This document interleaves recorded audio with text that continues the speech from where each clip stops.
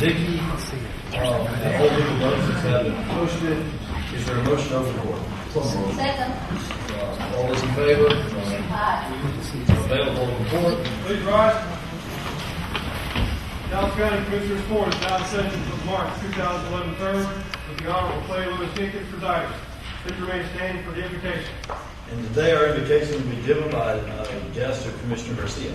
And Judge, members of the court, people here today, I'm very honored to present to all of you Bishop Mary Llewellyn, pastor of Glory Temple Holiness Church of Irving. The church has 3 satellite churches in Oklahoma, Louisiana, and Tennessee. She is presently attending Texas Women University, pursuing a BA in accounting, and has been employed by the city of Irving in the purchasing department for 12 to 13 years. She and her husband, Ken, which is here with us today, made their home in Irving. She is married and have 4 children. Bishop, thank you for being with us here today. Amen. Thank you.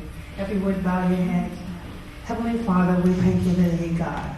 We thank you for the opportunity to come together, Lord Jesus, to assembly in this meeting, God. We thank you, Lord, for your guidance and your direction, God. We ask you, Lord Jesus, that you would teach us your ways, God, so we can exhibit them, God, in our life and the decisions that we make. We thank you, Heavenly Father, just giving us an opportunity to worship you, to serve you, and to do the duties that you have called us to do. We will forever praise you and lift your name. In Jesus' name, amen. Amen.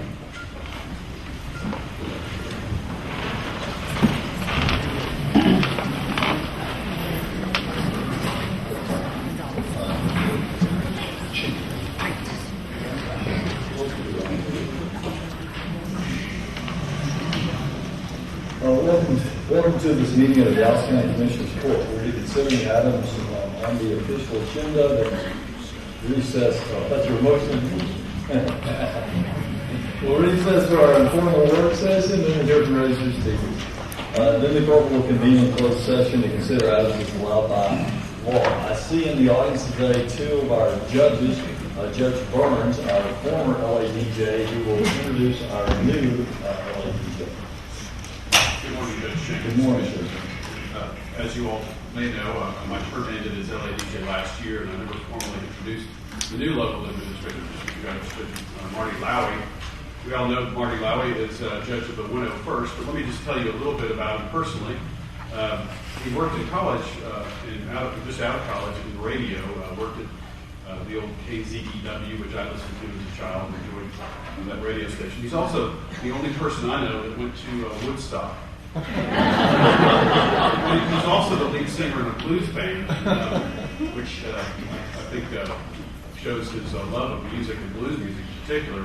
But lest you think that he was in the wrong profession, he was number 1 in his class at SMU Law School. He's very bright man. He's an adjunct professor also at SMU Law School.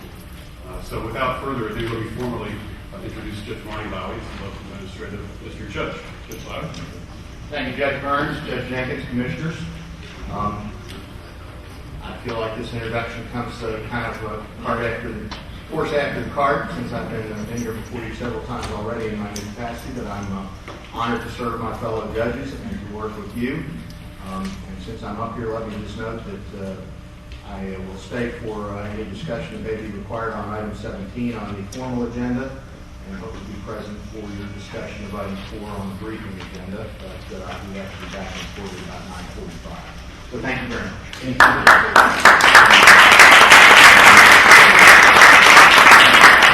I'd also like to recognize a former county judge, Margaret Keller. She's also in the audience today.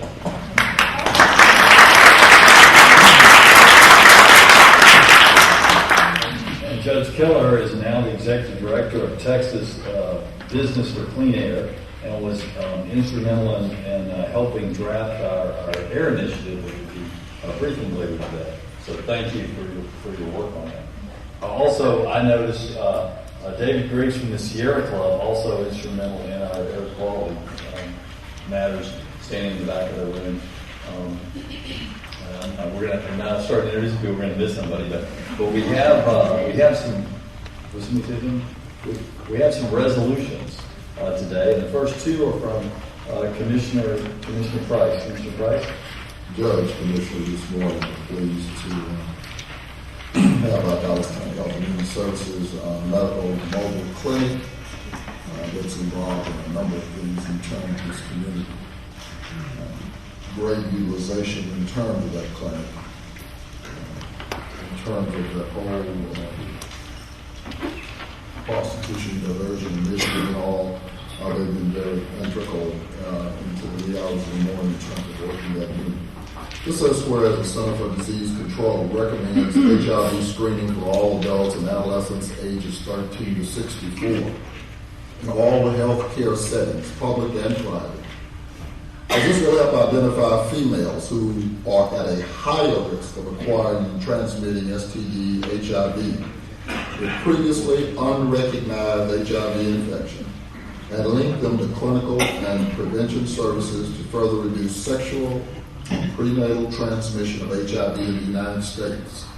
And whereas the Dallas County Health and Human Services STD HIV Division, which provides community outreach, education, detection, intervention, surveillance, and public health follow-up in Dallas County, initiated a medical mobile sting operation in 2007 through its testing of the predominantly female population process under the Dallas Police Department's Prostitution Diversion Initiative. And whereas today, the Dallas County Health and Human Services Mobile Medical Clinic, which is on site each month, staffed with a phlebotomist, a disease intervention specialist, a nurse practitioner. Then they have identified 11 new cases of HIV, 45 new cases of syphilis, 57 new cases of chlamydia, and 25 new cases of gonorrhea, as well as 22 previously diagnosed cases of HIV. And whereas Dallas County Health and Human Services staff will make a presentation at the 2011 Conference on Crimes Against Women, sponsored by the Dallas Police Department and the Genesis Women's Shelter, to be held March 28th through the 30th, 2011 in Dallas, Texas. Now therefore be it resolved that the Dallas County Commissioners Court does hereby acknowledge the Dallas County Health and Human Services medical mobile sting operation and recognizes the medical mobile team and the efforts of Dallas County Health and Human Services STD HIV Division of further reducing sexual and prenatal transmission of STD HIV infection among residents in Dallas County, Texas. Second. All those in favor? Aye. Mr. Thompson. Judge and Commissioners, I want to thank you for the opportunity to present the resolution, but the team behind me makes it work. Rashonda Worthy, our program manager, Larry Erickson, our driver, Alicia Barnett is not here, Larissa Gonzalez, who's here with us, Barbara Smith, and Diane Turner. Also, Willie, who is our phlebotomist, I want to recognize Willie because Willie does the majority of the blood draws that we see on the individuals that come on the clinic. But I want to point out that the prostitution rate here in Dallas County is very significant. And I think what we have to realize is that while we're at sleep, some people are working. And in that aspect, the clinic provides the testing that is done. And this team is out there from 7 p.m. to almost 3 a.m. in the morning providing the STD and HIV testing. People may talk about the infection rate, but they don't really see the work that's being done to reduce the rate. And this team right here has been in the forefront. Recognize, and I want to be very clear, this is the only medical mobile clinic in the state of Texas that is actively engaging in activities related to prostitution in the state of Texas and in the Southwest. So I don't want to take this lightly, and that's why I really appreciate the fact Commissioner Price has been out there, has seen the work of the sting operation. It's the first of every month, and where you see the DPD and the undercover officers who bring the individual ladies and men, I want to make sure I'm clear on this, ladies and men who are doing prostitution, and they're not only getting STD and HIV testing, but they're getting counseling services, they're connecting to housing, and you've got a variety of social service programs out there that's really trying to curb the prostitution rate and reduce these young ladies from going down that road. So I really want to thank the court, and I want to thank the staff. Some who could not be here today, but I want to make sure that they're recognized for the long hours that are put in the process. Director Thompson, if you will, the public could only imagine what really happened up there at that time of the morning. And you didn't mention the sheriff's department, which is definitely part of this collaboration. This is done out in the field, outside, and everybody, as you said, is an integral part of this team. It's interesting about the driver, because the last time I got on the old clinic, I was a little concerned as to what had happened and had they repossessed our new facility. He explained to me that the freeze didn't take any prisoners. And what had happened is that it had frozen the line in the water, and so therefore we wound up back in the old vehicle. But it just talks about the readiness of this team. The students are always prepared, back up, and they spend a lot of time and energy out there. Everything from feeding individuals from the time they get in there all the way through the process. And as you say, a lot of the nurses and all, I usually see out there, I don't see that. But it's a real effort, and I just want to thank you and the team for all you continue to do in that whole collaboration. You did talk about community court. There's a court set up on site. Judges from the city of Dallas and their prosecution teams, community court. So it's a real effort. And so I just want to thank you and your staff. Judge, I also want to thank Mr. Thompson and the team for being here today. Good time for recognition. I had the opportunity to tour the building and the mobile unit, and I was very impressed by all the work they do. And with North Texas having the highest infection rates for HIV, it's a job that we have to continue to do. And I want to congratulate them, for their excellent work.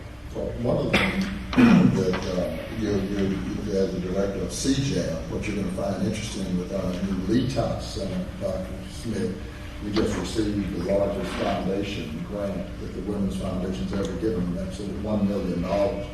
And this region has the largest trafficking of females in this southwest region in the state, right here in Dallas County, this region. And so that's also adding to this whole area. And so we really appreciate you. Well, we took the initiative, and some people sit around and talk about what they should be doing. We're actually doing it, and that's meeting the population that needs to be tested on a regular basis. So again, I thank the court for support. The medical mobile clinic was funded out of a state grant and not the county budget. So I want to make sure that it's always clear that there was no impact on. Well, we just appreciate you specking it right. I'll try to first. Thank you. Yeah, right. The last one spec, so, we were thank you.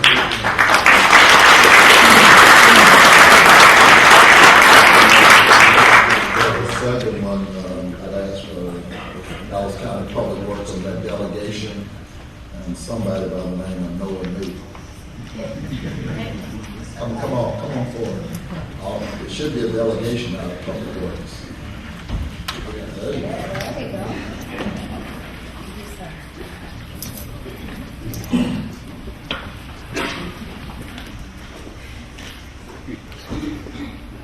This is a resolution that I'm extremely proud to present as well as this. Whereas the Dallas County Commissioners Court takes special notice when an individual has been a key component in trailblazing the development of project delivery systems through the Major Capital Improvement Program. Whereas in 1999, under the leadership of Donald Holsworth, the Commissioners Court determined to develop this program, which has proven to be effective by delivering over 110 projects leveraging approximately $420 million of county funds for a total cost of over $1.3 billion in project delivery. You heard that, Judge? MCIP Well, hold on. I want to make sure about that. That's exactly right. And whereas this new program, it was determined that a new division and financial team was needed and then created, which was called the Program Engineering and Management Division.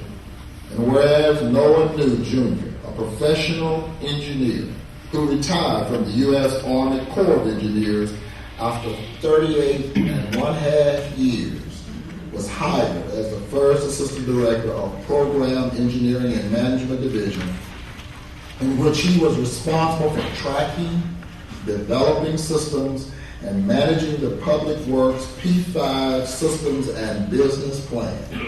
And whereas with the development of the Major Capital Improvement Program to replace the bond program, the project delivery has become far more efficient under this program and has the ability to be flexible and support long-term commitments.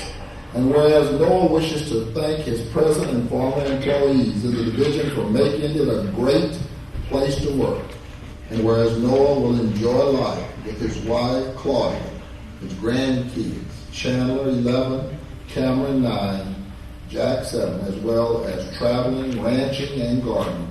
Now therefore be it resolved that the Dallas County Commissioners Court does hereby recognize and extend sincere appreciation to Noah New Jr. for 11 plus years of faithful service and further expresses best wishes on this his retirement. So, All those in favor?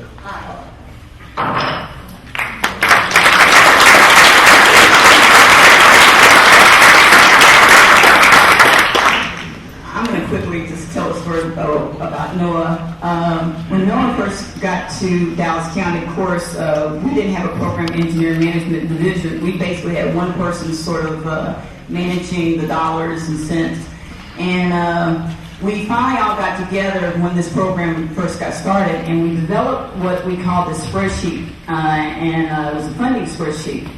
And because it was so important in the sense of looking at how much funds that we would have per year, we, at that time frame, a movie was out called The Lord of the Rings.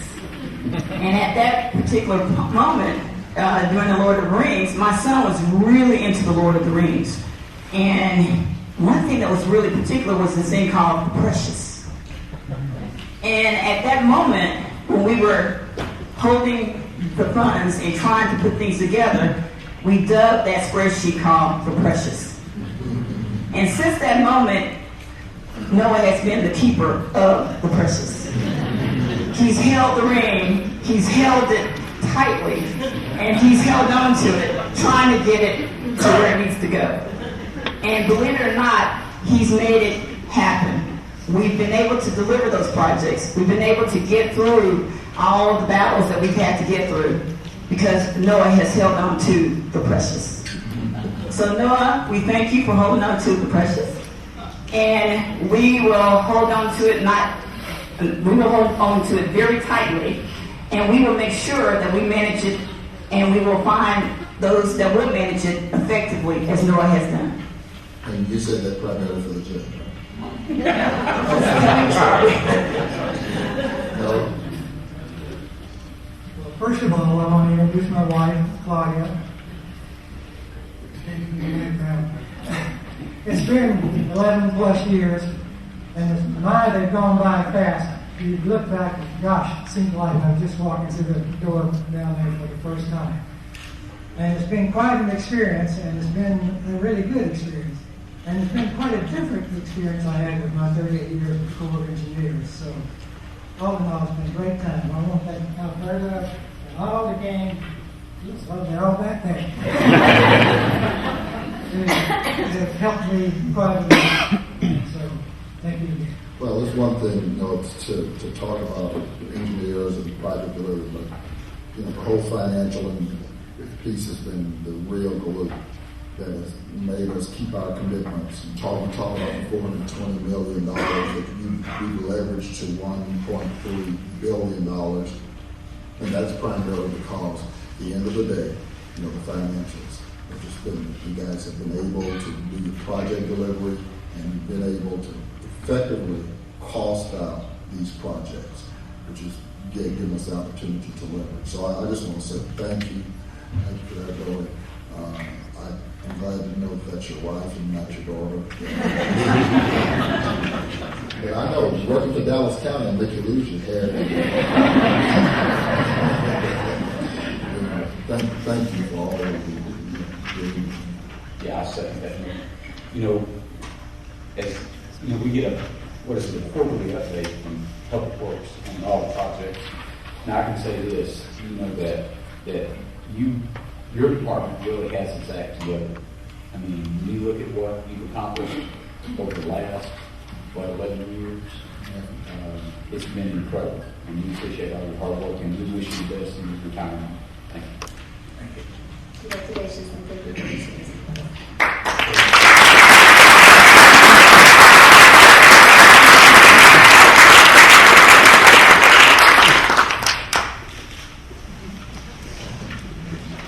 Commissioner Garcia has our last resolution. Thank you, Judge. Last but not least, colleagues, members of the audience, I'm very honored to ask Ms. Cynthia Dooley and the Dallas Area Interfaith Group to come forward.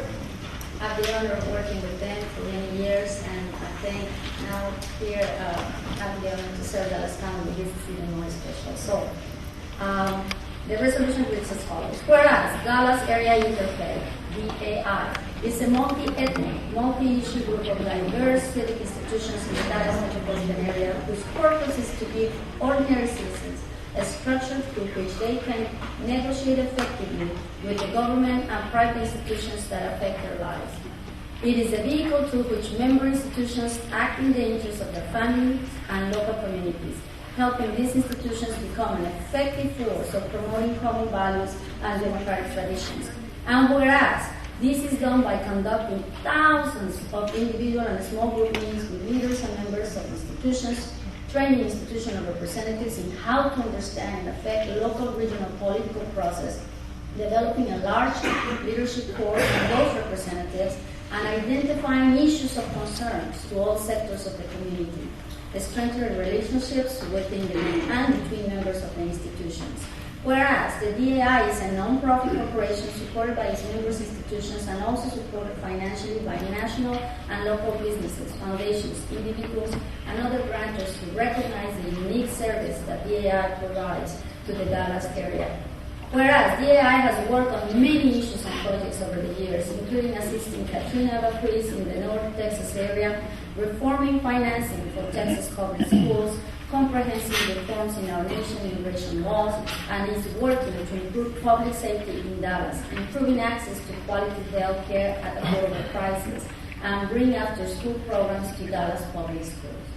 And whereas two projects of DAI are DME Exchange Dallas Durable Medical Equipment, which helps getting used medical equipment to those in need, and Quest Project Dallas, Holland, a joint project with Quest Inc. in San Antonio that works in partnership with the City of Dallas, Dallas County, Community College District, City Square, and Workforce Solutions to provide college, career, training in health occupations, information technology, mechanical repair, research management, and construction. This program offers assistance with tuition, books, fees, and supplies at DCCB, and for those that need childcare and transportation. Now, therefore, be resolved that the Dallas County Commissioners Court officially does recognize the work that Dallas Area Interfaith has done in Dallas metropolitan area and wishes it continued success in future endeavors. And it will be signed by the Commissioners Court. Yeah, so moved. All those in favor? Commissioner Jenkins, Commissioners, Dr. Garcia, on behalf of Dallas Area Interfaith, the leaders of its member institutions, thank you so much for this honor, this recognition. And just want to bring to your awareness, as Dr. Garcia stated, that these programs, our work comes out of thousands upon thousands of face-to-face meetings. These two programs specifically, which I have to also reiterate that they are not government funded. They are separate nonprofits created to meet a need by our volunteer leaders.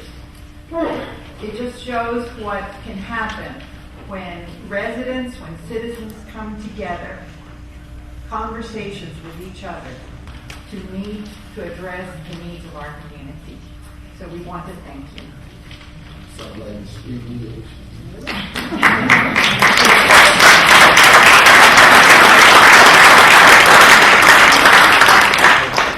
There's my new contract. Okay, thank you.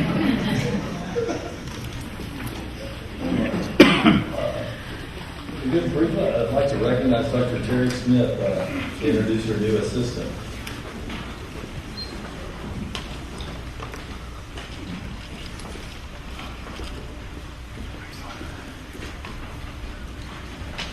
Thank you, Judge, Commissioners.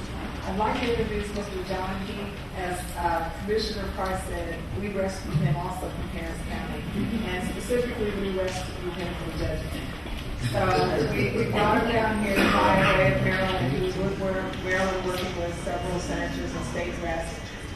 In Harris County, he was working with Judge Emmett in the expertise of juvenile policy.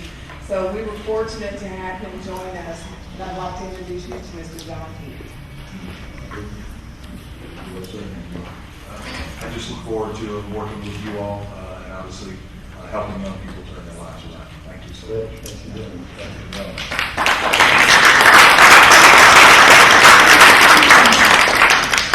I will now consider our consent agenda removing the letter to the editor. Is there but leaving in the letter to the minister?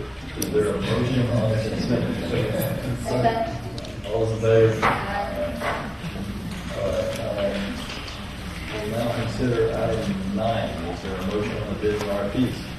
So moved. Second. All those in favor? The court is now reconvening public session on this recess for its briefing session of items. Unless you're going to skip it, Judge. Oh, I'm sorry. 10, yeah, I got 10 through 38 and 81. And everybody was pull it between 10. If there's not, then 10 to 38, 81. And I'll move that, including court order 17. Because all of the information is yeah, okay. Now, the only reason I'm moving 30 is, The commissioner was here, you said. No, I'm moving. We discuss it. Okay. The reason I'm moving 30 is because that's what we have in place now. We're going to discuss it when it comes up in the deal, but what we have in place now, I think that's a total. What's there now. Okay. Okay, so that's your motion. Do I hear a second? Yes, So hard to second. Sorry, I missed it. All those in favor? All right. Now we will reconvene in public session and recess for the briefing session of items to be considered in the subsequent session. Mr. Martin. Morning, Judge Commissioners. Item 1 is the status of our United States Department of Justice consent decree for implementation of future price and Shannon Brown will discuss our current status of compliance with that consent decree. The court has before them the status of the compliance with the Department of Justice and the Texas Commission, and of course, this is also part of the Texas Commission on Jail Standards, which we're getting ready to come forward.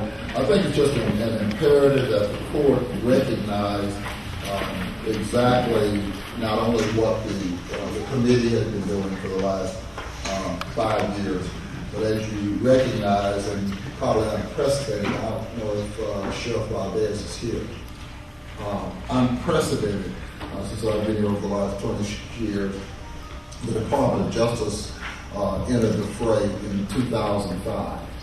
At that particular time, the Dallas County jail system was not in compliance with the Texas Commission on Jail Standards, and that there were complaints that had been lodged with regards to medical care in regards to the Department of Justice, and so they entered the fray in 2005.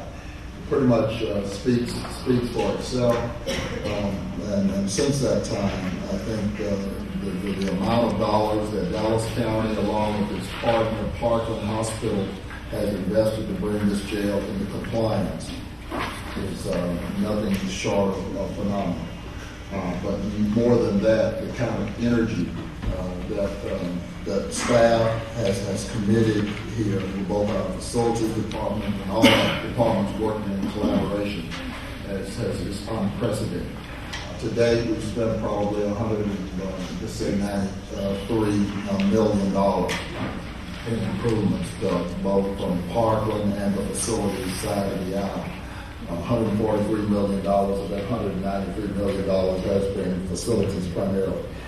But as you know, in the compliance area, the 1-to-48 staffing ratio has been a real driver, and the sheriff has done very remarkably in terms of being able to manage the system of classification. A couple of the things that we've taken over the years is the fact that the standards, while they have been changing somewhat, regardless of whether they be standards in regards to facilities, or when you talk about standards in terms of females and male inmates being separated by sight and sound, the various classification issues, and depending on which facility, it's always been a challenge. But the sheriff has always risen to that challenge, even if the general orders had to say that they had to go into what we call an overtime mode, and that they did have to amend their general orders to be able to accommodate the staffing issue.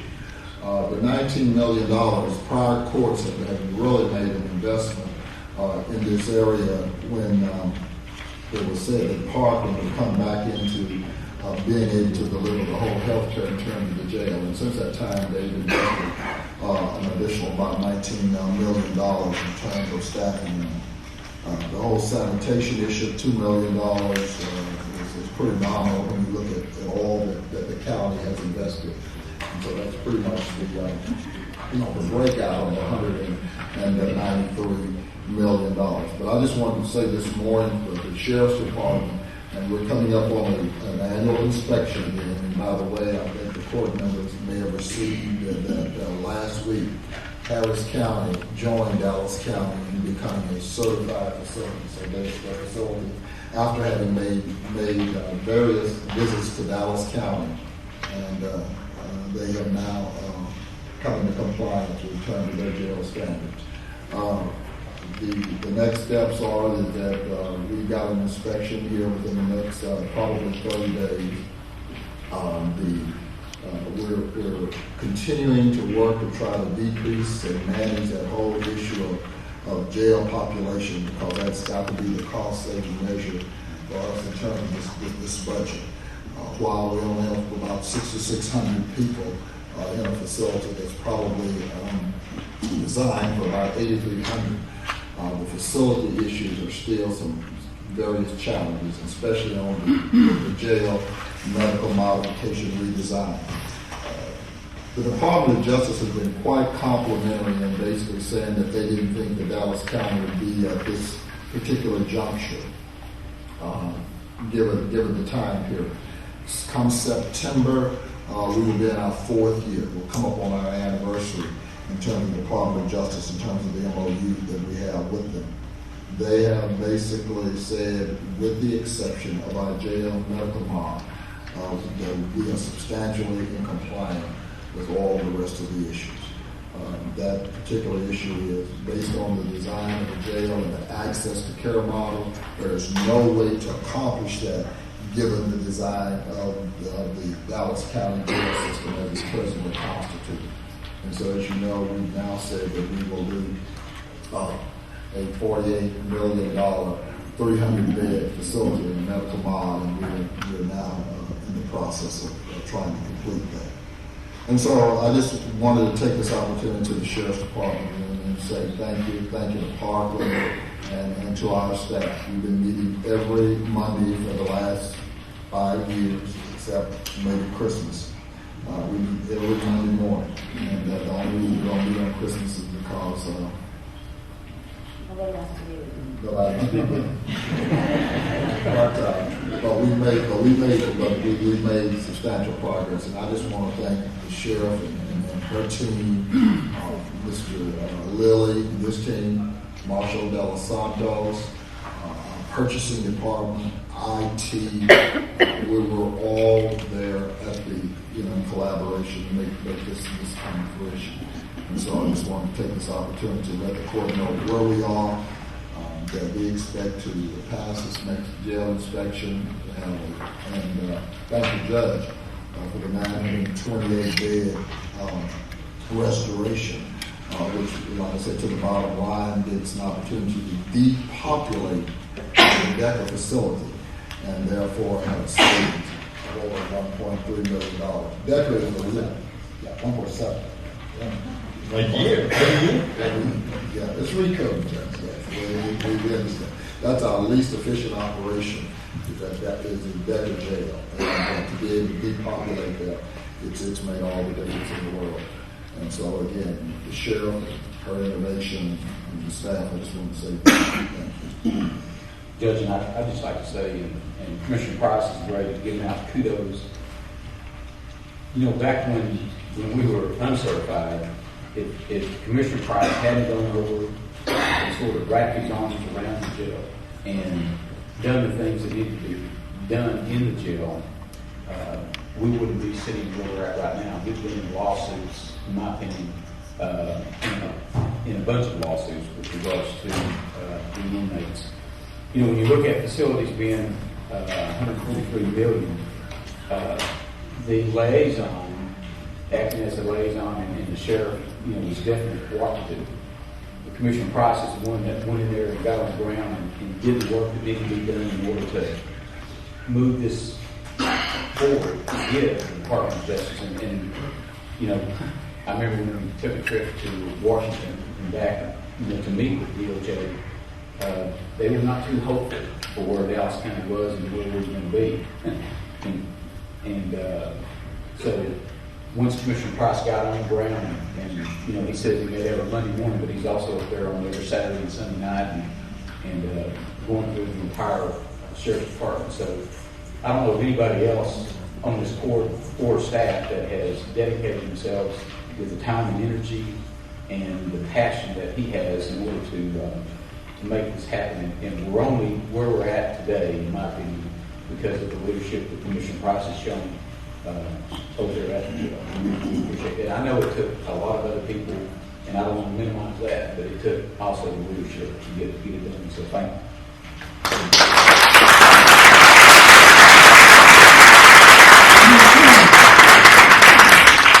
Yeah, and finally, let me say, in testament to that, when we did the negotiations on the 928 jail beds, that was the governor's office and the governor's chairman of the Commission on Jail Standards.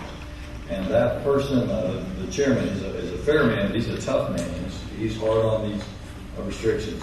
And he singled out Commissioner Price and Sheriff Valdez, and he said that our jails had gone from being one of the poorest maintained jails in the state, if not the poorest maintained jails in the state, to being what he called his poster child for how to turn around a jail system.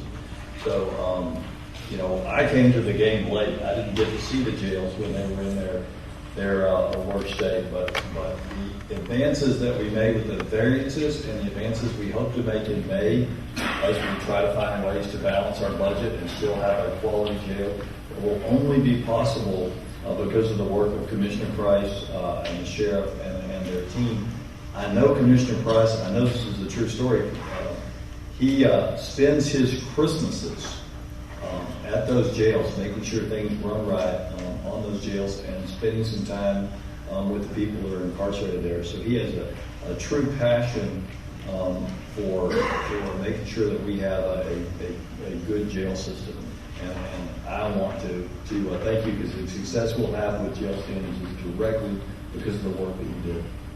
And I just want to add to that, as a new commissioner to this board, I have the opportunity to tour the jail, and just like Judge Jenkins says, while I didn't see a lot of the improvements coming to the table, I have attended two of those meetings that Commissioner Price has every Monday at 8 o'clock. And of course, it's not only Christmas, the days he spends at the jail, it's also Saturdays and Sundays, and he really has had a big commitment. And I want to congratulate him, Sheriff Valdez's office, and the team of people who have done this possible. And I look forward to working with my colleagues, building that infirmary. The money is already allocated, we're starting on that work, and I just have to say, DOJ, we're coming. We're coming strong. Thank you. As I said, we tell people our budget. Thank you, Commissioner. Item number 2, Health and Human Services. 2A, recommended approval of the 2011-2012 weatherization services agreement between Frontier Associates and Dallas County in the amount of $100,000 for weatherization services eligible applicants. Item 2B, recommended approval of the 2011-2012 weatherization services agreement between Frontier and Dallas County in the amount of $300,000 for weatherization services eligible encore in constitution. Item 2C, that quarter is on the formal agenda. Item 3, Sheriff, that quarter is also on the formal agenda. Item 4, District Court Administration, recommend extension of the EMS contract for the 5 and 6 months of 2011. Brian Brown, Yeah, I definitely want to have some dialogue with regards to, this, and I know my new colleagues have not had the advantage of understanding where we've been in regards to this whole DMS contract. And I'm having some real trepidation understanding what the prior court, at least my position still was, with regards to the intent of what the dispute mediation was supposed to accomplish, and to date, we still haven't accomplished that. And, I don't understand why. Well, whether it is the board, we do not have the right monitoring of the contract. Here we're talking about expanding the contract, but it does not deal with what I think was the intent of the legislation, especially dealing with that whole issue of indigent dispute mediation. It's still not in the JP courts. We talked about that a year ago. We still don't have a position over in the courthouse with regards to, what's going on? I've read all that. I've seen all of their statistics. Ryan, you've been there and been a part of that. It's extremely difficult for us to sit here today and talk about extending this damn contract. Why? But the purpose, and I'll obviously allow Ray Green, the chairperson of the board, to also address that particular question. But for the aspect of this, the purpose of the extension is to allow EMS an opportunity to continue to absorb the substantial changes that occurred back in October. The board passed a variety of different policy changes, including everything from the type of criteria that we put in place for cases, in addition to restricting lawyer access to the mediation room. So okay, time out. What kind of sense does that make? Tell me. That's an obstruction. What lawyer is going to let his or her client go into a mediation without them? That's a restriction. Who put that in place? That was a policy decision that the board made. There was some dissenting votes on that policy decision, but the overwhelming majority of the board, which is made up of mediators and judges, chose to approve that. And so I'm sure that, once again, Ray Green could talk about the... But are you telling me logically you don't see a problem with it? I personally saw a problem with it, and I believe we're able to show that I voted against that particular provision. I believe EMS will show that they voted against that particular provision. But at this point in time, the other members of the board chose to vote and put that in place. So that is a restriction that is clearly having an impact on DMS's ability to perform the duties required under the contract and under the statute. But what other innovative policies you put in place? They did put in some place as it relates to the criteria, establishing that what they call a category 1 or a case that has a value of a certain amount, we call it a specific amount at one time, was put in place. Though that particular provision, DMS did not necessarily vote against strongly. In other words, they felt that they were willing to take a look to see what that particular provision did to their caseload. They had some difficulty in getting with the judges and having the judges assign cases to that as well, as the definition of indigency goes forward. So, but I'm more than glad to have Ray Green address, and I'll be more than glad to interject as needed. And I know DMS is here as well, the executive director and multiple board members, and I'm sure they would like to have some say as well. And lastly, as far as I'm concerned, there's a chasm between indigency and low-cost mediation. Correct. We know what happens in terms of indigency. Somebody makes a definition of what indigency is. But there are people who don't quite meet the criteria under indigency, but can't meet the so-called fair market value of mediation. What happens to those individuals? Well, currently those individuals are able to go to DMS and pay an administrative fee to receive mediation services at a rate that is less than the private mediators are currently charging. There is a question that the DA office would need to address as to the legality of are they allowed to, as Dallas County allowed to use some of our ADR funds to subsidize that cost. And that's been an ongoing discussion at the board level, but it's been just the interpretation of the board and the judges on the board's interpretation of that statute. But nobody submitted that to you. What is this fee? This reduced fee? $100. Dwayne, it says $100 per side is what I believe the indigenous are paying. I believe it's $175 per side is what the low cost option is. And then they're billing us $800 for the indigent and the low cost. We've always been just writing a fixed fee of $350,000 is what it's been for the last couple of years, including decreased a little bit this year as it relates to that. But that range between $300,000 and $350,000 is what Dallas County's contribution has been. We've been talking at the board level, and DMS has been agreeable with this, of taking a look at what a fee for service type contract would look like versus a fixed fee. But given the changes that occurred in October, we're not at the point where I would feel comfortable recommending a fee for service contract. Hopefully by October we will have more information to be able to put us in that type of a game plan. Clearly DMS recognizes that they need to increase the number of mediations that they're performing, otherwise they're not cost effective and Dallas County should not be renewing the contract. And they recognize that and they've been told that by both the board and then by myself as well. But I feel that given the substantial changes that occurred in October and given the direction of where the board is going, that Dallas County is really faced with two decisions. One is to extend the contract for the following 6 months, put DMS on a basically probation to increase the number of cases being heard, take a look at the restrictions that were put on place for cases and make sure that that is where the commissioner court, who is the contractor, wants those in place. If you choose to relieve the DMS of some of those, that'd be great. If not, then they would need to do that. And then October, take a look at what they're performing. If they're not performing, probably take a look at either bidding it out or doing it in-house.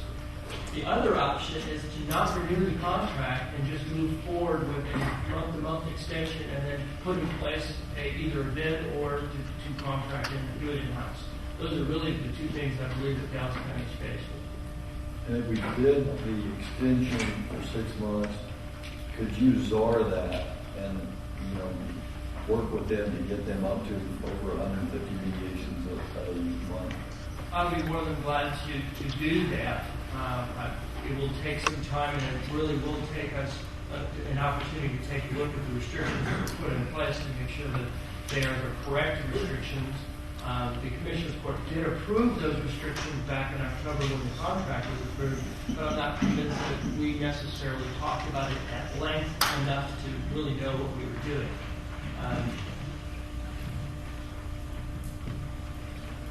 Mr. Green, would you like to? Yeah.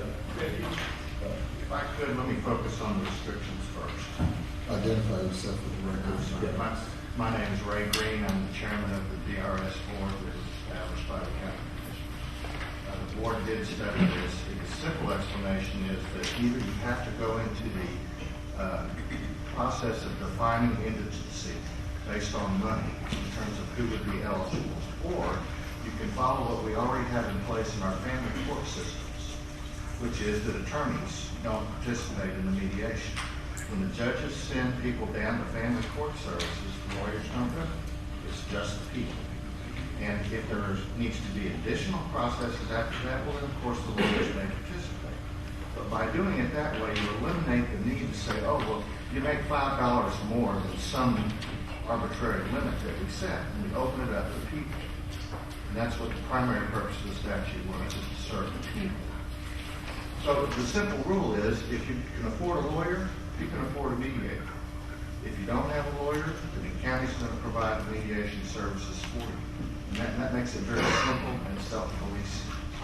On the other hand, without those restrictions, what we have seen DMS do through many anecdotal examples is attorneys who show up thinking they are volunteering their services for DMS's primary purpose of serving low-income people.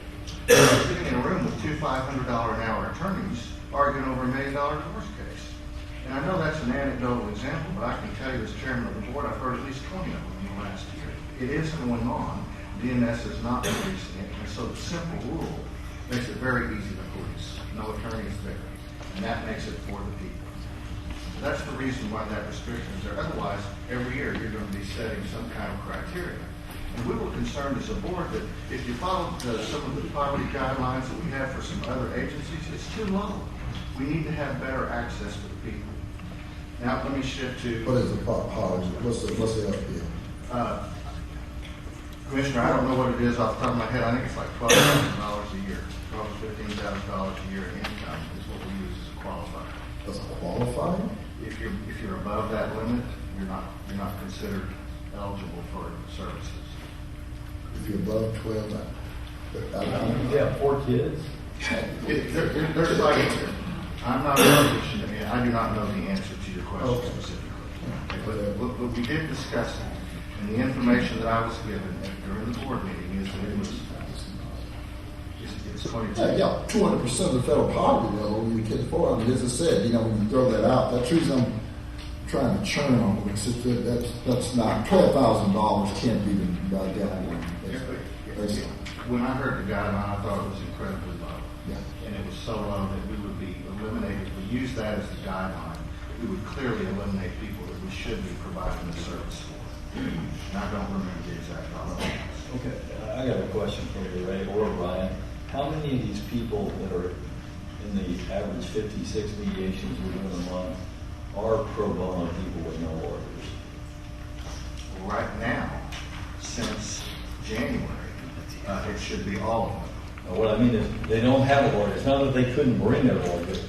They couldn't afford to hire a lawyer, so they were representing themselves in their divorce or whatever the suit is. Is that all of them? I believe that it's all of them, because the alternative is that if they are represented by counsel, then they pay the $175 fee per party. The problem is that is a $350 rate for mediation, and the county's paying $800 plus charging $200 to the parties for $1,000. So bringing a lawyer, because it's a below market rate, you're clearly subsidizing people that are not qualified. We are subsidizing $500 an hour lawyers to get them discounted mediation rates. Right. In terms of right, but the last Lieutenant Force said that you have specific cases. I need that cases. I want to see what $500 lawyers that we subsidize. received letters in writing. I can bring you those, yes, from volunteer mediators who went to our board about that process. So the criteria is one issue, and I know you're focused on that in terms of thinking that is the reason that DMS is not meeting efficient guidelines or efficient performance levels.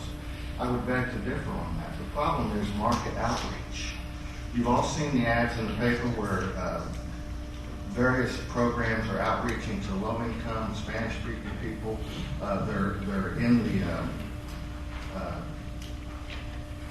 newspapers, on TV, websites, things of that nature. Do you see that activity by DMS? No.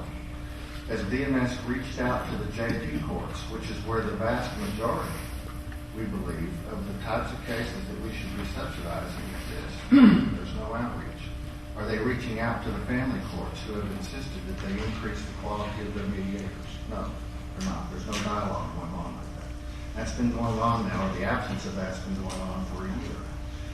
Instead, their marketing effort is geared towards trying to reach a higher level of mediation, one where there are attorneys present and people could otherwise afford the mediation. It's just that they're calling in to get the subsidized discount rate. That's what started this whole issue before I got involved.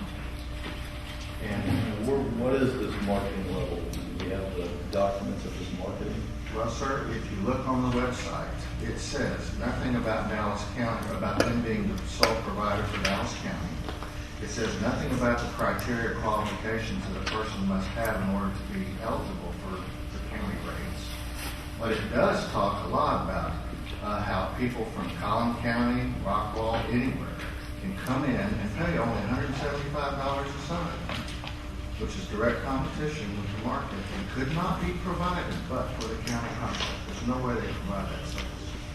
And this is it's almost an insidious practice, but when volunteer mediators show up thinking that they're going to perform a service that meets the criteria, and instead they are assigned to a case which is a fee-for-service case that does not meet the criteria, they're being put in that position without even being told. So they're taking it from the inside, from the county, and they're soliciting the business from outside. Their market model, their business model, their strategic plan, if you will, is designed to increase the higher level of mediations and compete with private mediators, as opposed to being targeted to the county's purpose, which is to provide it for indigent people. Well, I appreciate that. I had this conversation a year ago. I wasn't here. Well, okay, regardless, I still had the conversation a year ago, and I'm still, well, since whenever you've been here, how many individuals have the board or DMS or anyone else dealt with, and maybe you're not the person to answer, DMS is here, let them speak for themselves. How many indigent mediations have you done? Have you done? I'm going to tell you, I believe it's 30 to 32 a month on average. In a year. I'm sorry, in a year, it would be 360, 380. So the other ones that they're doing are these fee-for-service? Yes. What are you as a board doing to move them in the direction that you think get out of it? The issues that we're discussing today were put right on the table squarely in writing in our minutes as early as July of last year. In your opinion, you've seen no movement from that, is that correct? That's correct. We do not have the authority, and frankly, we've been told to our face that they do not respect our authority to tell them how to run their business. And so we have met such resistance that we've had to come forward, do the research statistically, do the research on policy, understand the inner workings and how it's making these negative effects on the profession, and bring to you the recommendations. How long have you been there? Your recommendation is to move forward with an RFP, is that correct? 6 months. Yes, I think we should move forward. I think the time for DMS may be at an end, but I'm not sure that going to bid is the correct answer. I believe the efficiencies that can be obtained by bringing it in-house are far greater. I'm also concerned Are you about. speaking on your own behalf or on behalf of the board? Is that the board's?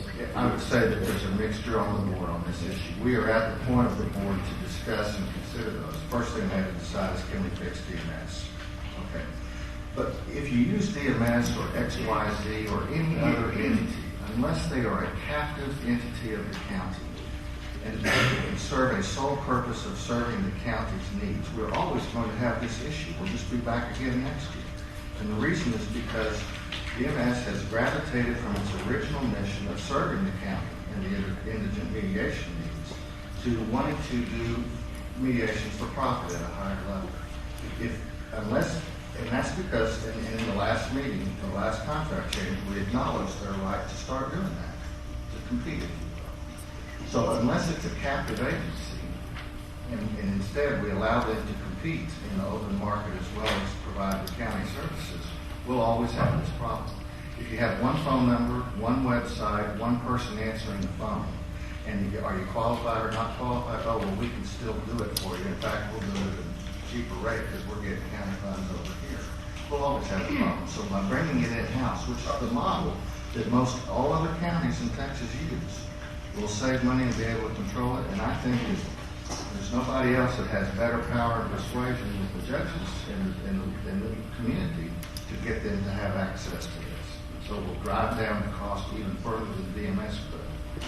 When you say other counties do this, so what about Harrison County?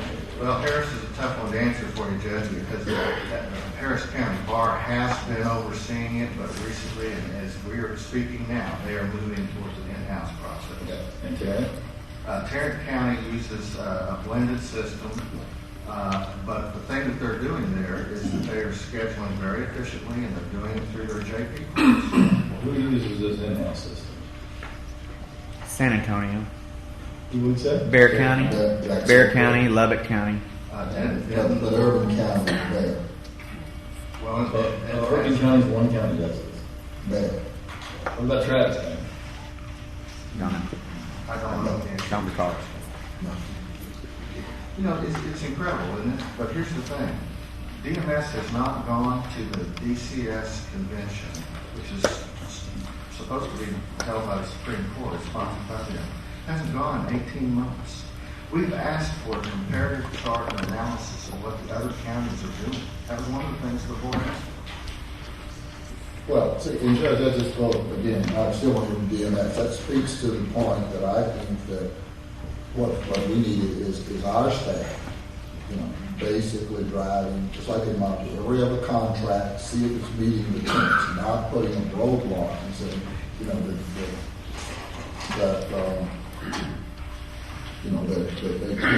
they can't veer one way or the other. I think this court needs to set the guidelines and let our staff monitor. But still, like I said, I want to hear from DMS.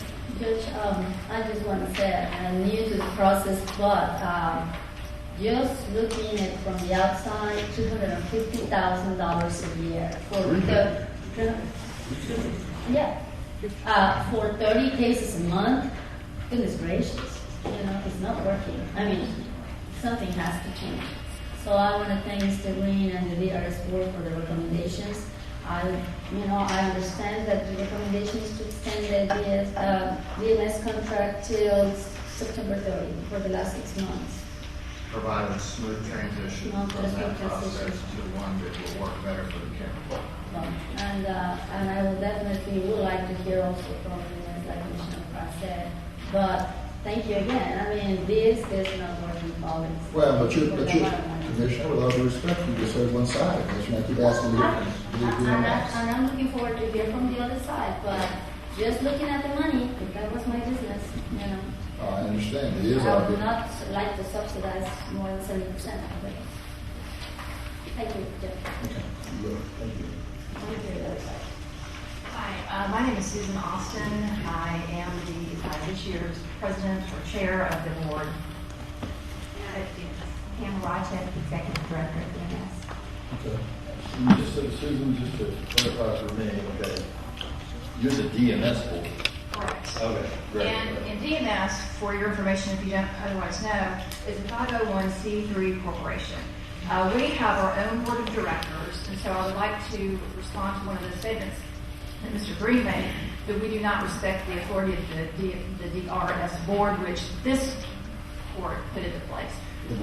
We do respect their authority. However, that board does not have the fiduciary duty and fiduciary liability that the DMS board of directors does. We have answered their questions. We've responded to requests for information. As a matter of fact, over the last 6 months and even the last year, that's mainly what the DMS board has been doing, is responding to information, clarifying, reporting to the way that the DRS board would like to have it read so it would be easier for them to read, and then reinterpret it to this court.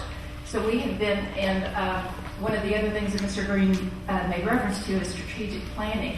However, the DMS board has been unable to do any type of strategic planning for the long term because we've been responding to short-term requests for information. We've been worried about how we're going to continue to pay our salaries, the rent, et cetera, for the ongoing basis and obligations that we currently have in affording low-cost mediations to the Dallas County residents. There's also some terms that have been discussed which are indigent. We do have several litigants who are referred to DMS as their mediation provider by the courts who are unable to pay, and we issue waivers for the $100 administrative fee that we charge. So there's a distinction between a contract or a criteria case, an indigent case for which we do issue waivers, and then outside of this contract or criteria that has been recently put into place, which we're charging $175 administrative fee. Any questions? We'll talk about the numbers. I mean, apparently that's at least what they're saying. How many waivers have you had? How many do you We don't get a whole lot of waivers, or maybe about 5 a year, I would say, as far as indigent, but we're there to serve the low to moderate income. And it's always been that way. We've had a 30-year relationship with the county. That's always been the case. Our model is actually very similar to the majority of the other DRCs in Texas. There are a couple that are in-house, but this model is the same as it has always been, the same as other counties have as well. Okay, talk about the numbers. I want to know when you say, I want to know about the numbers. Okay, well, what has happened as with the changes in the criteria, it has lowered the numbers. And yes, now that there are cases, now that the criteria changes, it's 30 to 40 that are just county subsidized that are coming through. That doesn't mean that's all the mediations we're doing. We have probably not quite that many coming in, maybe 20 to 30 that are on the side that are now qualifying for the 175, their DMS. So we are still continuing to do the same caseload. It's just divided out differently. However, I will say in the last 3 months, with the changes in the case criteria, that has caused a lot of confusion in the courts, and we have seen caseloads drop. We're just not getting the referrals. So that's a big issue for us. Okay. What about the outreach? We have requested meetings with judges. We have time to get in to see them. We haven't gotten a lot of openness to that. Prior to the October meeting where the criteria changed, what was DMS's performance? In other words, caseload wise, otherwise. No, we probably had about, 800 to 900 mediations that we were doing a year. 800 to 900 a year is what it had been averaging, okay, which is a pretty good load. And probably, I'd say 1,800 probably referrals that come in, 18 to 2,000, sometimes 2,500, just depending on the year, it varies. What we have seen, as we're kind of tracking things a little bit quicker, more efficiently, is that about only 1/3 of our cases that come in that we actively work actually make it to mediation. So about a third drop out before we can even get them scheduled, another third drop out after we schedule them, and then about a third get mediated. So, we're doing a lot of administrative work, but there are only about a third of them actually get to mediation, but that doesn't mean we aren't actively working all the cases. But you're saying before this change, you were doing about 900 a year. So it averaged to 75 a month. I'll take your word on that. right? And don't we need like 150 a month to break even on 350? If you want to get to about a $300 cost of settlement, you need about 150 cases. Were you ever doing 150 a month? Not to my knowledge, no. But, you know, we're going to 150 cases in the court. I think that will be the challenge is how we can do that outreach with education with the courts and get it close to that 150. If they cannot, then I think at that point in time we will have to go and take a look at a different option. And I'm not sure that you're going to be able to do that with JP courts. With prior administrations, I mean, we've had lunches for the JPs. I used to, when I was JP, and then DMS used me to try to work with the JPs, and it just doesn't happen. Now, what you might be able to do is do the JP appeals. You know, typically those are going that are going to county courts of law and utilize, I don't know how. We go live in county courts, the JP appeals, we get stuff in the district courts. It's going to take all the courts combined to do that. And we actually have the capacity for 160 a month. So we've got it there. We just need to get the cases coming in and we can do them. I think this is something that we really need to look at, maybe not utilizing all that money on the mediation, but use some other type of conflict resolution items in order to maximize the benefit of what we're doing. So, In today's resolutions, there were two very good examples of people that we can, should we have the time and ability, to partner with the Dallas Area Interfaith. And then I heard the mobile medical unit did a community court. We would love to outreach and partner with some of those types of programs as well to educate Dallas County residents about mediation and conflict resolution skills. Although, I mean, the numbers that we look at, however, those are non-quantifiable types of things. So we look at the referrals that we get from courts and the cost per mediation. Ms. Austin, is that sufficient with you that we give you somebody to czar and shepherd this for 6 months, and if it's not cost effective, is that fair? Is that a fair amount of time for you? It's a fair amount of time for us to make some improvements. I don't know if 6 months will be completely there, but if we were to work with whoever you assign, Mr. Brown, or whoever you assign, Mr. Brown, we would definitely be able to make some progress in the next 6 months. So I think that it would be doable.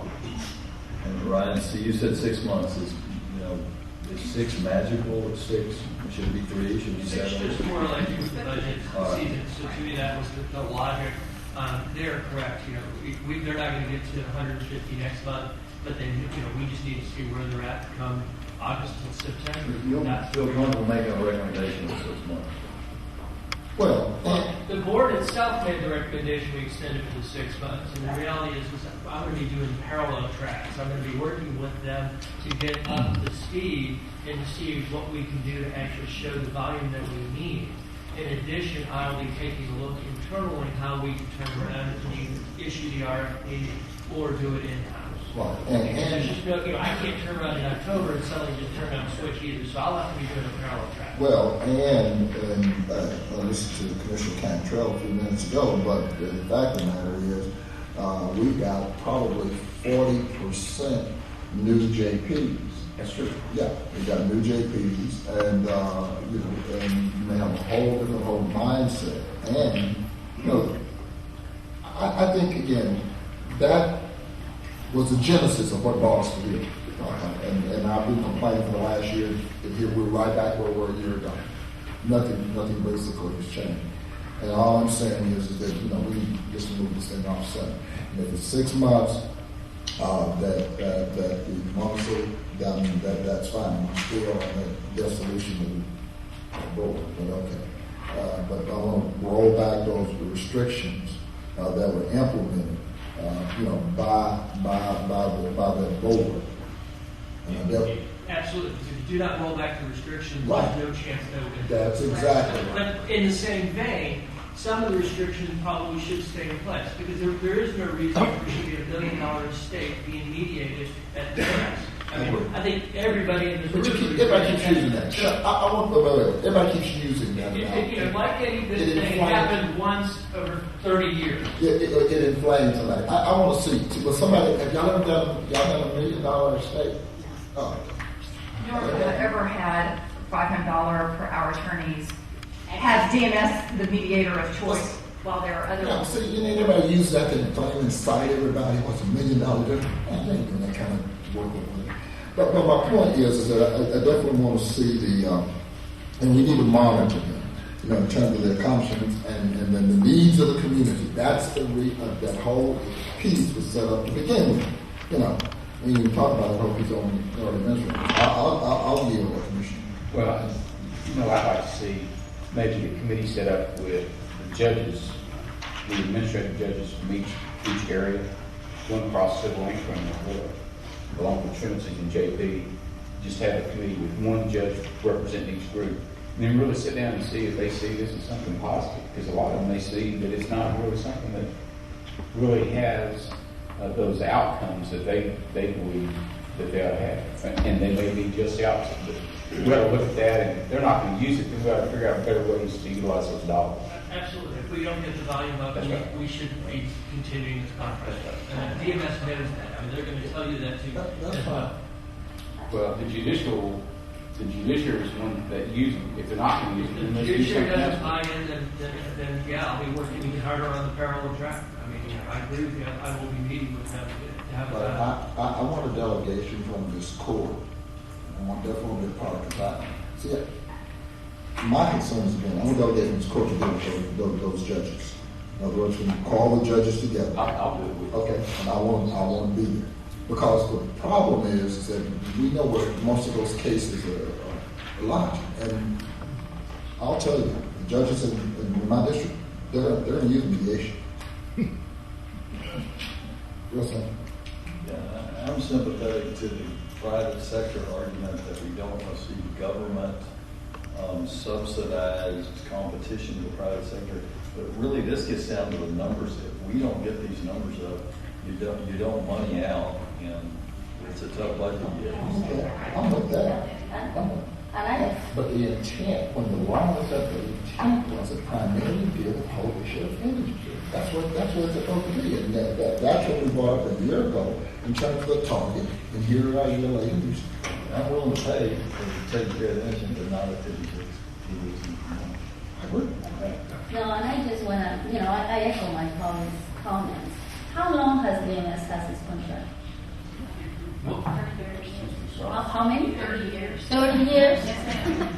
And the cost has been going up every single year till today. I mean, according to this, now the minimum charge is $650. The cost generally has been, it's been $350 for the last 5 or 6 years. Prior to that, it was $320 for 5 or 6 years. So it has not been going up dramatically. The contract that we received hasn't changed in 5 years, and even last year it took a 10% cut. So that the cost to the county hasn't changed. The cost per mediation changes based on the number of referrals that we get and who sends us cases. And then that is also a part function of how many cases are filed at the district and county court levels, which I believe has declined recently. Well, I just happen to have a DMS 10-year analysis over here, guys. I am sorry, but I'm okay with my colleagues. If those numbers do not increase in the next 6 months, I think it's time to bring it home or look at another initiative. Plus, a 30-year contract, I am sorry, I just want to do that. No, and we agree, and we welcome the monitoring of this court, which coincides with the support of this court to get the services out to the residents of Dallas County. Thank you. All right, I think we know where we want to go. Do you want to say a quick word? We'll go back and forth. We've made a decision. Let me give him 10 seconds to say something, but we know where we're going to say. All right. We can't even get bylaws from them and ask them for their bylaws. Yeah. The criteria changes that we're talking about in October, do you realize the reason that those were re-implementation? Thank you, Mr. Green. I think we know where we're going with this next week. But thank you very much. Thank you all for for Thank you. coming and answering our questions and giving us your statements. Mr. Martin? Item 5, Public Works recommends. I don't know if David Griggs is still here or not. Oh, great, okay. We've got a representative from Sierra Club here and the Texas Business for Clean Air. By the way, the representative, as we noted earlier, for the Texas Business for Clean Air used to sit in this chair here as former county judge Margaret Keller. I'm delighted to be briefing this and presenting this today. What we're doing is taking advantage of the 2004 changes in the law in the legislature to allow us the opportunity to begin to consider green processes in the purchase of cement, for instance, in the use of construction equipment. This year we'll build a $48 million, or we'll bid out a $48 million medical lot, and I hope we'll be able to use some of this when we do that. That's unknown. What is known is that as we begin in the summer with our road letting projects, which average about $30 million a year, but we leverage an additional 30. So if we were to be able to use this process on just this year's roads in Medmont, it'd be over $100 million of bids that we're letting out. And we're encouraging people to use greener technologies. And if they are within 5% of what is the winning, would be the winning bid or the low bid, then we don't have to, but we have the option of considering under the law the legislature passed, and we are now implementing. We have the option of considering the greener bid. COG is working with us to come up with quantifiable data as to what our achievement in air quality for the taxpayers is as we make that decision. And if we're able to pass this, and I hope that we will, I've asked Judge Keller to work with me on, I guess, what you call a bipartisan basis to go to the other 9 counties or other 8 counties in our non-attainment area and try to get they to as well pass this because this could have a dramatic impact on our SIP plan, not to mention our lungs and our kids and our parents' lungs.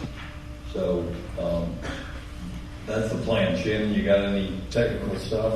Judge, I would like to, in some additional discussion with COG, I would like to clarify when you speak about the standards that are established by the Environmental Protection Agency.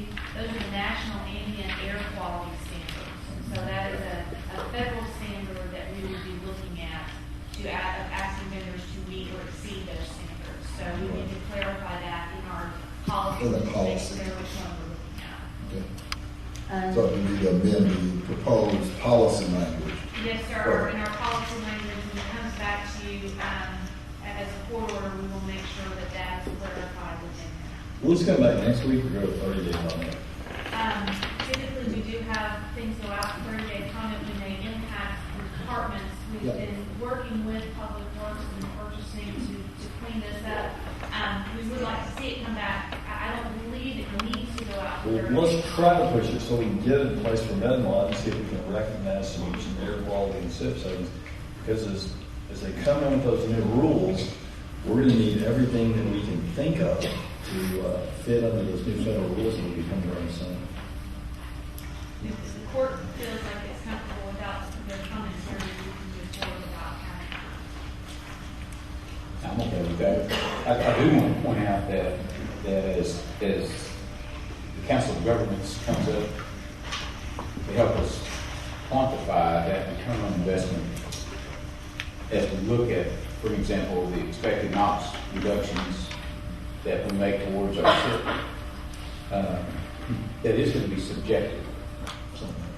Somewhat, well, it would have to be, but there's no way that we can go through and quantify the return on investment for every single thing dealing with green technology, using green technology, or with, I guess we could set a limit on what we expect the NOx reductions to be, or both, that stuff, but I just want the court to be aware that would be subjective when we start talking that 5%, so that when we look at what type of return we get, those are the real dollars versus what we get on the SIP.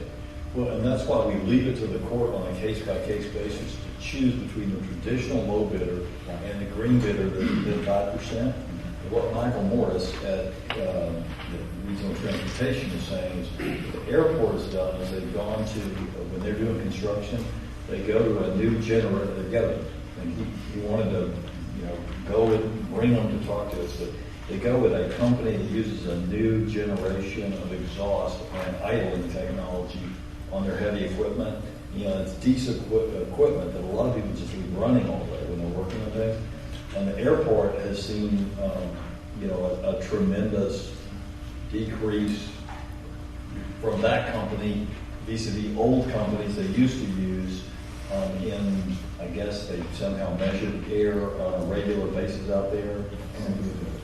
That's right. But are we talking about Dallas County specific, or are we talking about the non-attainment area as a whole? I'm not trying to get the whole non-attainment area to do it. So that's what I'm talking about for our contract. Yeah, I know we're going to try to work with those other counties, but if they have their technology or their process is somewhere within does it have to be within the non-attainment area? Within our non-attainment area? Within the non-attainment area? Well, within the non-county? In the non-county. In other words, for it to have an impact on our SIP, it has to be within our non-attainment area, I'm assuming. Right. Are we counting the winds, downwind, or, what? So I'm just trying to get a scope of, how far out. Like, say, for example, Ellis County. Ellis County's in the non-attainment. Well, I understand. That would qualify, but if it's in Bear County, and they bid on a contract, and they show a NOx reduction, and then they meet the 5%, are we considering that for the state as a whole SIP, or for the county, for this region? Yeah, right. You said when it comes into the evaluation process, are we considering them something just other than just our non-county attainment area? Right. Are we looking at it? So I may submit somewhere far away. Is that the question? Yeah, let's say El Paso. Okay. As long as they guarantee the reduction. That's the question. Well, my question is do we give them consideration? Yeah. Do we give them preference? Because their argument is, well, it's affecting the statewide SIP. It's not just your local area.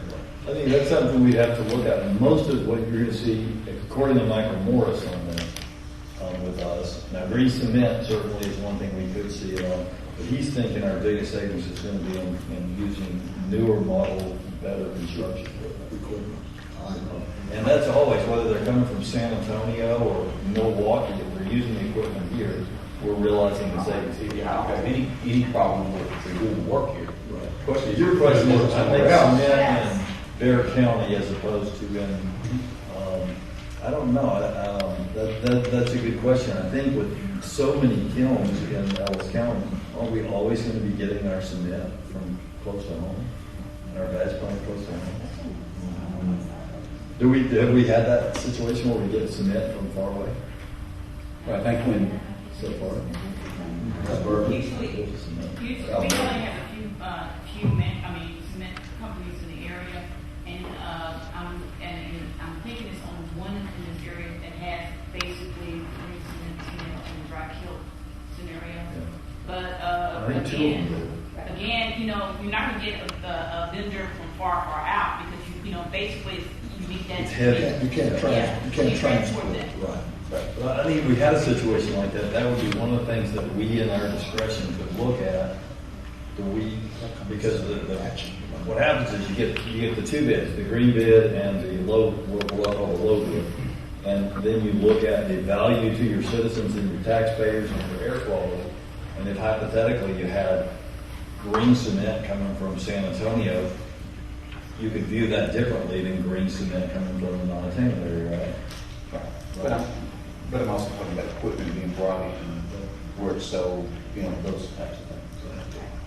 I'm just trying to get my arms around, does it affect the state SIP? Does it affect what we... It mostly affects ours when it comes to equipment, because whether that equipment comes from San Antonio or Dallas, if they're turning it on to build that bridge in Lancaster, then that's where the air is being affected.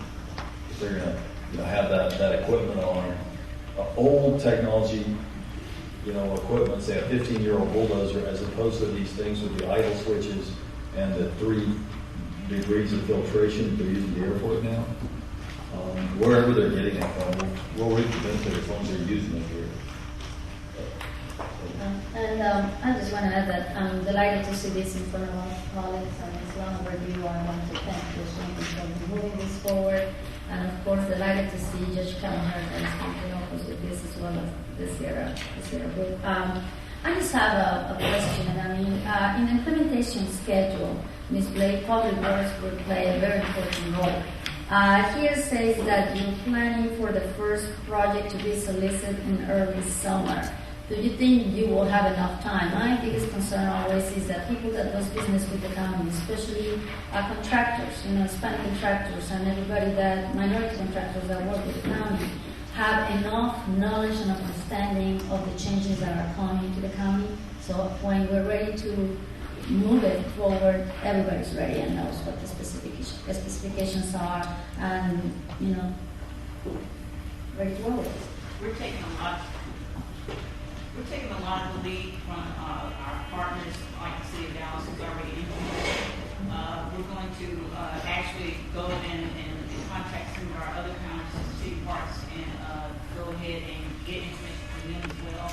And then we're just going to basically utilize this as a bid alternate.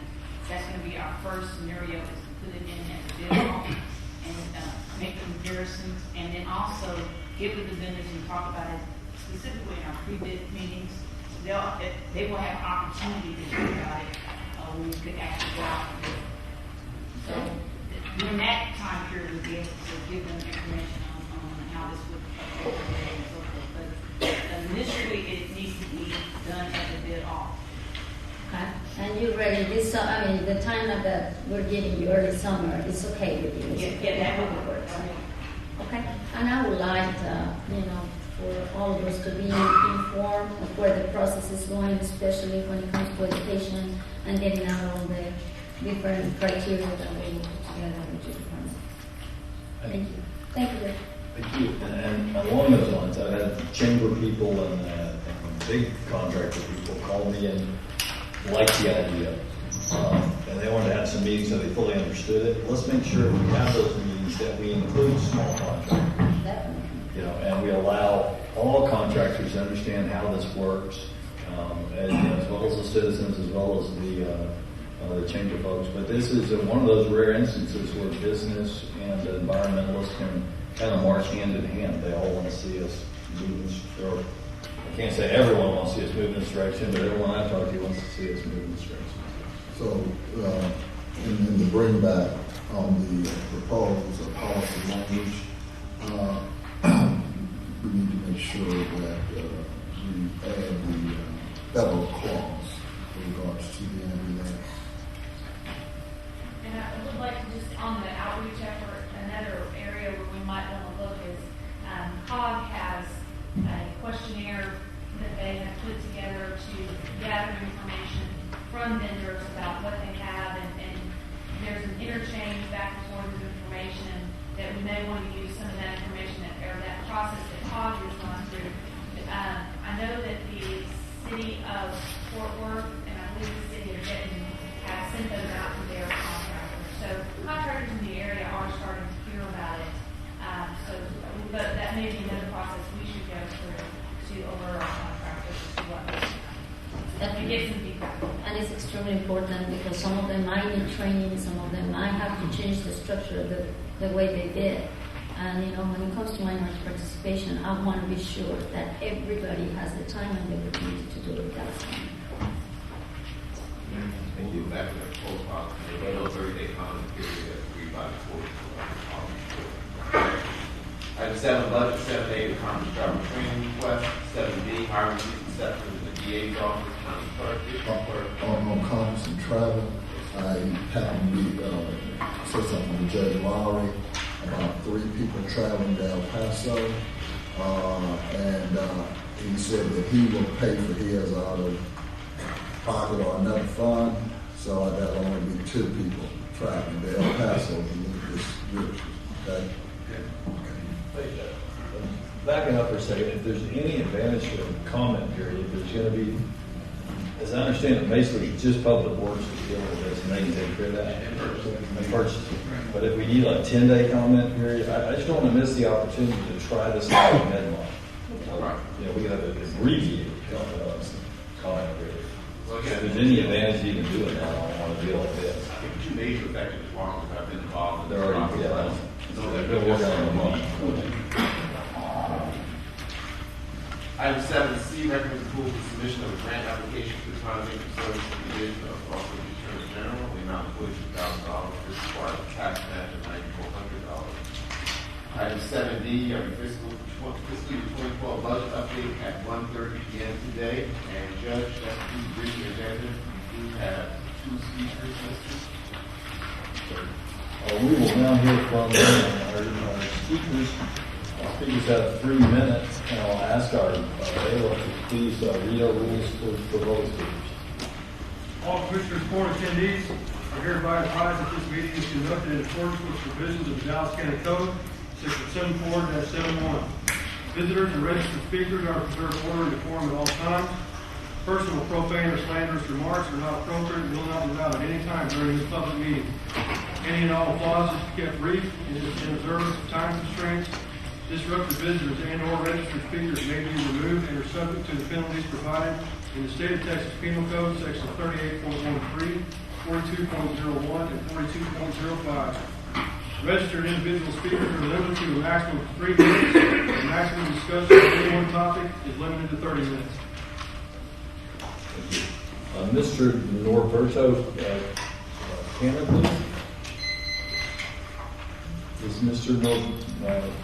Canner here, please? Mr. Raphael McDonald, please. Yes, sir. Yes, sir. Please just state your name and your address before we begin.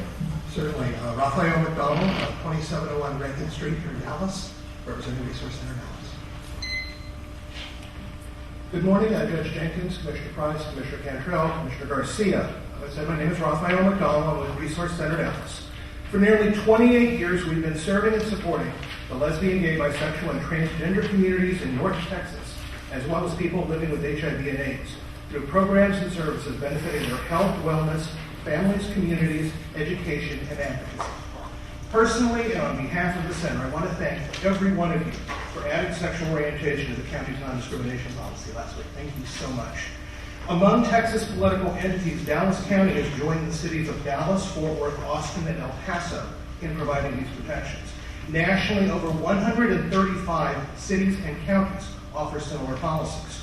Extra-governmental organizations such as DFW International Airport, Dallas Area Rapid Transit, and Austin's Capital Metro Transit also provide these protections. You have done the right thing by expanding this policy, yet it is missing an important element. All of these entities that I've just mentioned, as well as leading local employers, including American Airlines and Texas Instruments, offer additional explicit protections for their transgender employees. The verbiage typically used is gender identity and gender expression. I brought a handout here for you, as well as for Commissioner Dickey, showing the language that these cities use, as well as the American Psychological Association's policy on transgender non-discrimination. Now, some of these terms may not be familiar to you, so I would like to take a moment to explain them briefly. Sexual orientation is who we are attracted to, who we love, who we build our families and lives with. I have a sexual orientation, so does everybody in this room and everybody on this planet. Gender identity is a different concept. It goes to the inner question of who am I at an internal and personal level. We all have gender identities. In my case, I'm a man. I was born a man. But for some members of the transgender community, their birth gender and their identity do not match. Gender expression is how we display our gender identity. Haircuts, clothing, shoes, so forth. Members of the transgender community seek to have their gender expression match their gender identity. Gender identity and gender expression are not the same thing as sexual orientation. Last spring, Resource Center Dallas worked with DART to add transgender protections to its non-discrimination ordinance. They added sexual orientation protections back in 1995. Last fall, the Center and our colleagues at Fairness Fort Worth approached DFW International Airport to add non-discrimination protections for the entire LGBT community. It took them a few weeks to adopt and implement this policy. The Center is a subject matter expert on the LGBT community. We provide diversity training to businesses, education, and government. Last week, we began a second round of training with the Texas Alcoholic Beverage Commission. From November 2009 till last May, we trained 700 employees across the state. We are now training their new employees. I would urge this court to revisit the non-discrimination policy as soon as possible to add gender identity and gender expression protections. Thank you for your time. Thank you, sir. All right, this court is now reconvened in public session and recess for its closed session as authorized by Chapter 551 of the Texas Government Code previously posted. Any action resulting from the closed session will take place in a subsequent open session. Thank you all for coming today.